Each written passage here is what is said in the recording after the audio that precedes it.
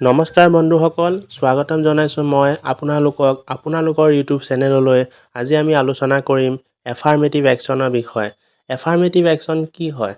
বন্ধুসকল, affirmative action হৈছে এনেকুৱা এক কাৰ্যাৱলী যাৰ জৰিয়তে সমাজৰ পিছ পৰি থকা লোকসকলৰ জীৱন ধাৰণৰ মানদণ্ড উন্নত কৰাৰ ওপৰত অত্যাধিক পৃষ্ঠপোষকতা কৰা হয়।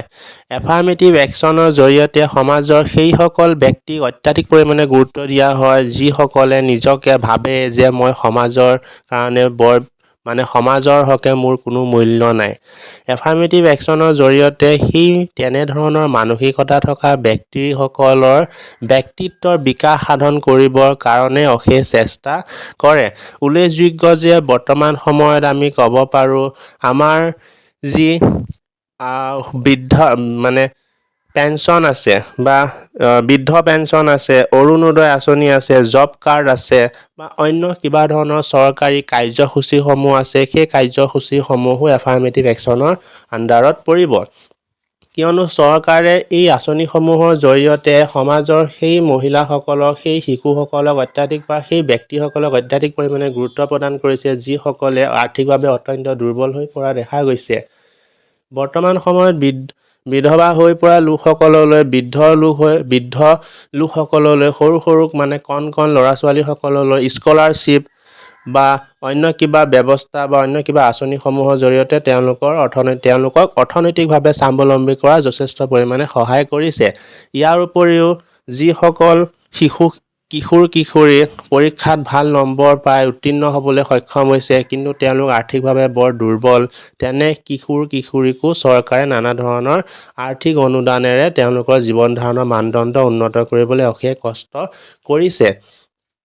গতিকে আমি বন্ধুসকল গম পালোঁ যে এফাৰ্মেটিভ একশ্যন হৈছে এনেকুৱা এক কাৰ্যাৱলী যিয়ে সমাজৰ বিকাশৰ ওপৰত অত্যাধিক গুৰুত্ব প্ৰদান কৰে আৰু সমাজৰ যি দুখীয়া শ্ৰেণীৰ লোক আছে, অৰ্থাৎ ধনী শ্ৰেণীয়ে শোষণ কৰি থকা বা দমন কৰি থকা সেই দুখীয়া শ্ৰেণীৰ ওপৰত গুৰুত্ব আৰোপ কৰি তেওঁলোকক লোন হওক, ফাইনেন্সিয়েল লোন বা ইত্যাদি ধৰণৰ সহায় অনুদানেৰে তেওঁলোকৰ জীৱন ধাৰণৰ উন্নতিৰ ওপৰত অত্যাধিক গুৰুত্ব আৰোপ কৰে।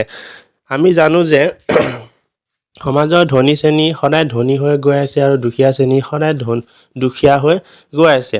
এনেধৰণে দুখীয়া হৈ গৈ পৰাৰ মূল কাৰণ হৈছে অৰ্থনৈতিক সংকট, অৰ্থাৎ তেওঁলোকৰ জীৱন ধাৰণত সংঘটিত হোৱা আৰ্থিক ব্যৱস্থাৰ ফলস্বৰূপে তেওঁলোকে দিনে দিনে পিছ পৰি যাব লগা হৈছে। এনে পিছ পৰি যোৱাৰ ফলস্বৰূপে তেওঁলোকে সমাজৰ উচ্চ শ্ৰেণীৰ পৰা লোন বা ইণ্টাৰেষ্টৰ ইত্যাদিৰ জৰিয়তে টকাবিলাক ধাৰ ল'ব লগা হৈছে, যাৰ ফলত সময়মতে ধাৰ নিদিয়াৰ ফলত তেওঁলোকে নানা ধৰণৰ মানসিক কষ্টৰ সন্মুখীন হ'ব লগা হয়। ইয়াৰ উপৰিও চৰকাৰে এনেধৰণৰ সমস্যা সমাধান স্বৰূপে অৰ্থাৎ এফাৰ্মেটিভ একশ্যনৰ জৰিয়তে সেই কৃষকসকললৈ, সেই ব্যক্তিসকললৈ নানা ধৰণৰ লোনসমূহ প্ৰদান কৰি পেলাই তেওঁলোকক আৰ্থিকভাৱে লাভালাভ কৰাৰ যথেষ্ট পৰিমাণে সহায় কৰিছে। ইয়াৰ উপৰিও আমি প্ৰায় দেখিবলৈ পাওঁ আমাক যে দৈনন্দিন জীৱনত যিবিলাক লাইটৰ বিল দিয়ে, লাইটৰ বিলৰ বেকচাইডে আপোনালোকে চাব যে ধানৰ কিবা এটা এডভাৰটাইজমেণ্ট দিয়ে যে ইমান কুইণ্টেল ধান বিক্ৰী কৰোৱা হওক, চাউল বিক্ৰী কৰোৱা হওক।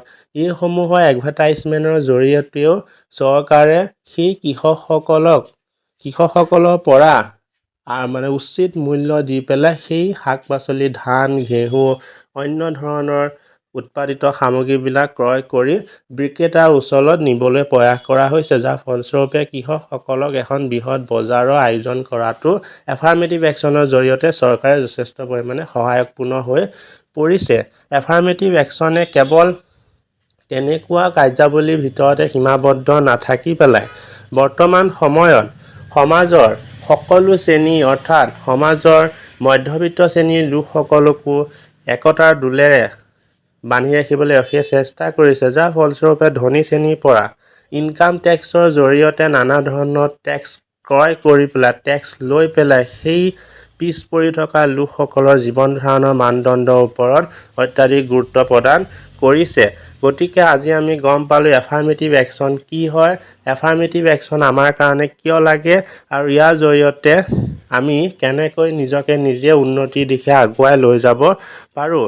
বন্ধুসকল, এফাৰ্মেটিভ একশ্যনৰ জৰিয়তে আমি কেৱল নিজৰ জীৱনৰ মানদণ্ড উন্নতি কৰিলেই নহ'ব, আনকি যিসকল ব্যক্তিয়ে এই এফাৰ্মেটিভ একশ্যনৰ সুবিধাসমূহ গ্ৰহণ কৰিবলৈ পোৱা নাই তেওঁলোককো এই এফাৰ্মেটিভ একশ্যনৰ অন্তৰ্গত কৰি তুলিব লাগিব, যাৰ ফলস্বৰূপে আমাৰ ওচৰে পাঁজৰে যদি এনেকুৱা কোনো ব্যক্তি আছে যিসকল আৰ্থিকভাৱে অত্যন্ত দুৰ্বল, তেওঁলোকেকো চৰকাৰী কাৰ্যাৱলীসমূহ বা চৰকাৰৰ এফাৰ্মেটিভ একশ্যনৰ সা সুবিধাসমূহ প্ৰদান কৰাত আমি গুৰুত্বপূৰ্ণ ভূমিকা পালন কৰিব লাগিব।